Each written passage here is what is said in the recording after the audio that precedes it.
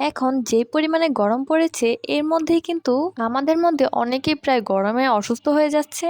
আর এই গরমে কিন্তু পানি এবং শরবত বেশি বেশি করে খাওয়া দরকার। রাস্তাঘাটে যারা চলাচল করে তাদের কাজের উদ্দেশ্যে তারা কিন্তু প্রায় সময় এই গরমের মধ্যে ক্লান্ত হয়ে যায়, আর তাদের জন্যই বড় বড় কন্টেন্ট ক্রিয়েটররা অনেক বড় বড় উদ্যোগ নিচ্ছে রাস্তার এসব পথচারীদেরকে শরবত বানিয়ে খাওয়ানোর। আজকে আমাদের এলাকায়ও দেখলাম কিছু মানুষ একটা ড্রামে পানি নিয়ে তাতে লেবু আর ট্যাং গুলিয়ে শরবত বানিয়ে নিচ্ছে, যেটা দেখে আমার বেশ ভালোই লেগেছে। আর ভালো কাজের উদ্যোগ নিলে বা উদ্যোগগুলো দেখলে অনেক বেশি ভালো লাগে, আর এই ভালো কাজগুলো করতে দেখলে নিজের মধ্যে একটা অনুপ্রেরণা বোধ চলে আসে।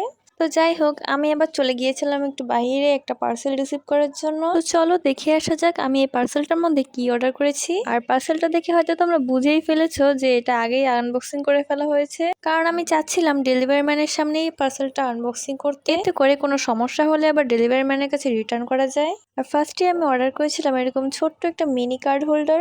বিয়ার কার্ড হোল্ডারটা এত বেশি কিউট ছিল। আর এই প্রোডাক্টগুলো আমি কোথা থেকে অর্ডার করেছি সেটা জানতে চাইলে আমাকে অবশ্যই ইনবক্স করবে। আমি ইনবক্সে তোমাদেরকে এই পেজে লিংকটা দিয়ে দেব। হোল্ডারটা কিন্তু আমার ইমাজিনেশন থেকে অনেক বেশি কোয়ালিটিফুল ছিল, এটা দেখে আমি অনেক বেশি ইমপ্রেসড হয়ে গিয়েছিলাম। আর দেখা যাক আমি সেকেন্ডলি কোন প্রোডাক্টটা অর্ডার করেছি।